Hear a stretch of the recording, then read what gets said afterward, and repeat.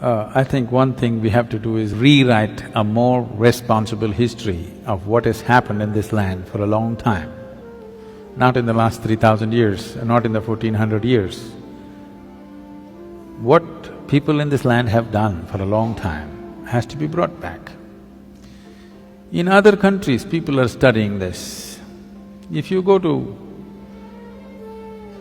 there are Lebanese people, if you study in a school in Lebanon, you will read about how Indian workers, Indian sculptors, Indian elephants, Indian yogis came and built a Phoenician temple 4,300 years ago in Lebanon, which is called as Baalbek, which is a phenomenal temple.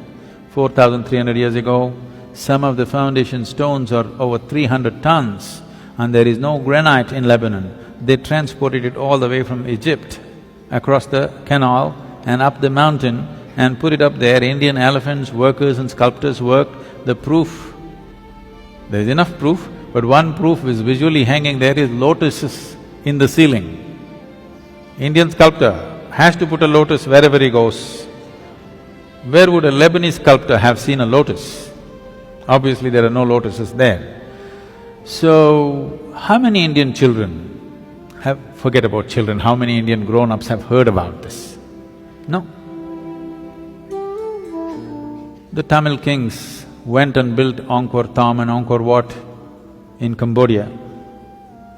Angkor Thom is the largest religious building on this planet.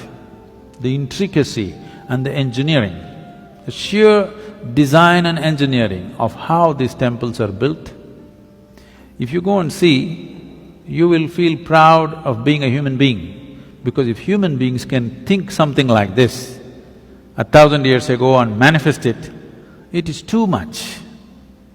This was done by the Tamil kings, most of the work done by probably the Tamil labor. From first standard to 12th standard, does any Tamil child even read a line about this in their history book? No. We only read how we were conquered, raped, looted, beaten by other people. Then if there is no pride, why would you want to recreate it? You need to understand this. A culture or a nation is just an idea. When human beings take this on as an identity, attach some pride to it, it burns through one's mind and into his heart. Now he wants to protect it, rise it, keep it clean, keep it wonderful.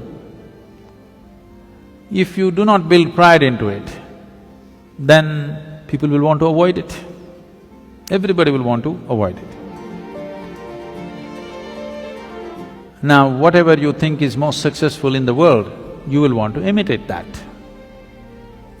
Today, our idea of success has become purely economic, not aesthetic, it is not intelligence that we value, it is not wisdom that we value, it is not beauty or aesthetics that we value, it is not spiritual attainments that we value. Who is the big man in Coimbatore, if I ask?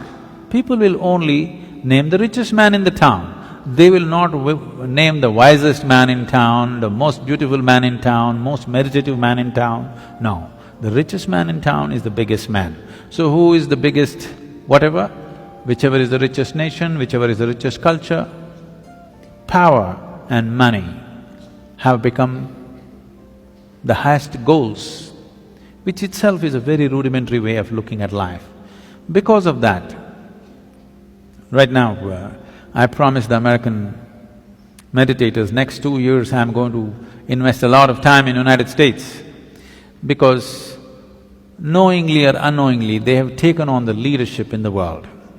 In a sense, see, if all the American people wear blue workman's clothes, half the world is wearing Americans' workman's clothes. You just go to any city, Mumbai or Chennai or Bangalore especially, you look down below the knees, more than 60% is wearing blue denims.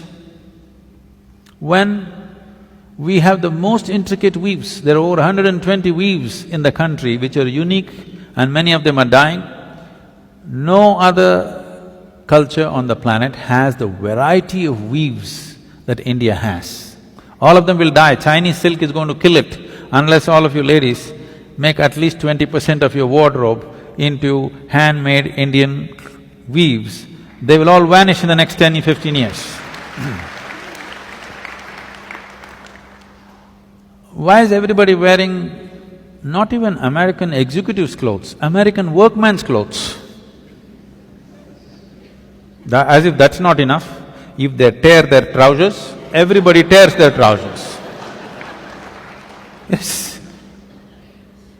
It's all torn, but in a very expensive way. Now, if Americans put carbon dioxide in a bottle and drink it,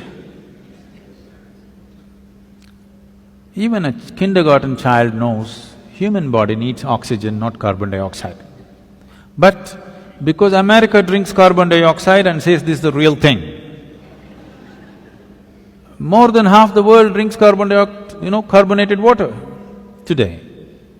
If you go to one of the remote villages here, there may be people, not in this area maybe, but anywhere else if you go, they might not have heard the word yoga, but they know what is Coca-Cola. Okay? So, I thought if Americans tear their trousers, everybody tears, Americans wear their pants down in their seat, everybody does the same thing, Americans drink carbon dioxide, everybody does that. So I thought if we can get America to meditate, the world will meditate.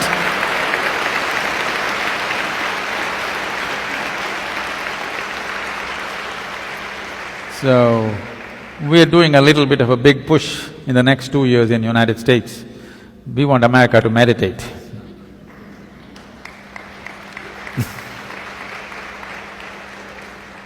They're kind of getting ready, they're tired of the carbonated water.